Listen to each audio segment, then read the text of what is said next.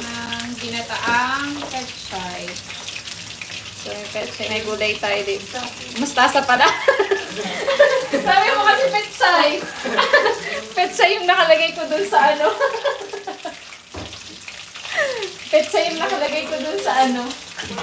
Pechay ba ito? Mustasa pala ito. Mustasa. Luluto tayo ng mustasa. So, ito ay fresh from the garden. Si ang dapat Pechay pala to. Mustasa. Di pala, sabi mo kasi mustasa eh. Ang dapat guys, gagataan natin.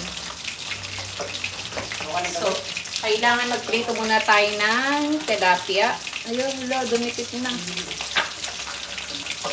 Natalsik siya. So, kapag tinamaan ka, ilag-ilag. Ilag-ilag, dapat magaling na umilag. Hindi ka katutok. Gutom na ako. Kumakain ba kayo nito?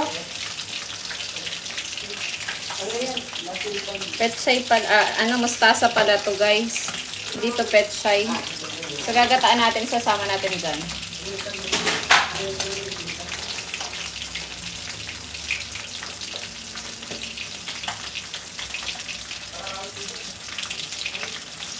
So, kailangan lang natin i-fry ng 10 to 15 minutes. Lutuin muna natin yung para masiguro natin na luto yung isda.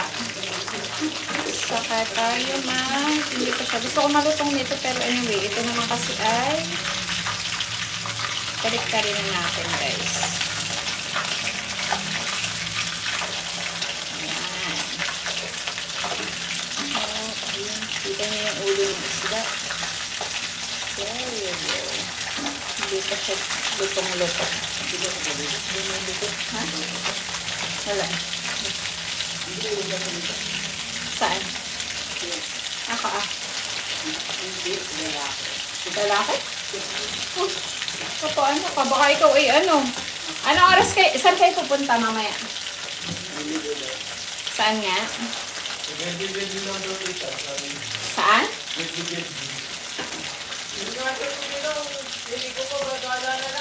Saan nga? Palaw.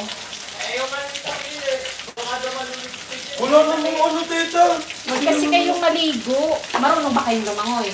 Sa tabi lang. Kita niyo naman ako, di ba, tita, pag napunta ng talaw, nasa tabi lang. Baka hindi kasi kayo marunong lumangoy, kaya ayaw payagan ka. Hindi naman daw malala. Nadaling yung bola.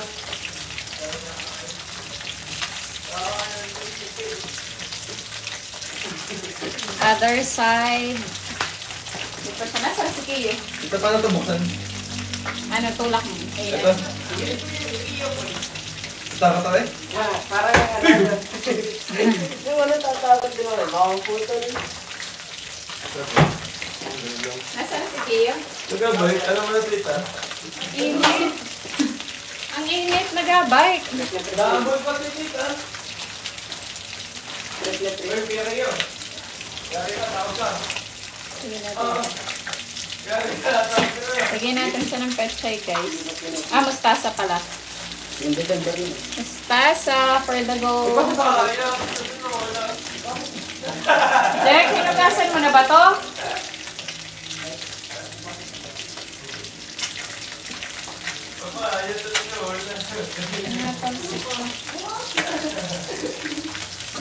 Mas gusto ko mag-fry sa yung gantong kawali kaysa doon sa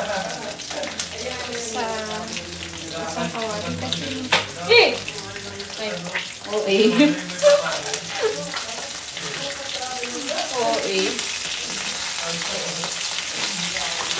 Pagin na natin. Yung nasa ilalim ng ating ano. Yan. Perfect. Diba?